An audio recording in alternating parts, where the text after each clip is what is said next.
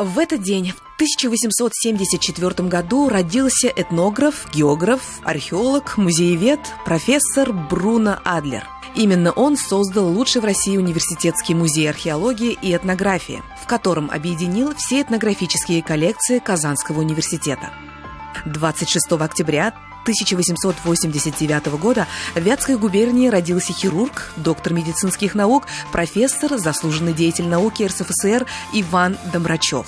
В 1913 году он окончил медицинский факультет Казанского университета.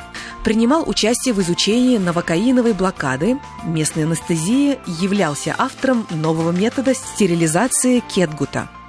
В этот день, в 1928 году, впервые на казанскую сцену Большого драматического театра в роли молодого партизана вышел будущий народный артист СССР Михаил Жаров. 26 октября 1965 года на летно-испытательной станции завода номер 387, сегодня Казанский вертолетный завод, осуществлен первый полет серийного многоцелевого вертолета Ми-8. В этот день, в 1998 году, в Казани началась неделя национальной дипломатии «Татарстан в координатах Европа-Азия».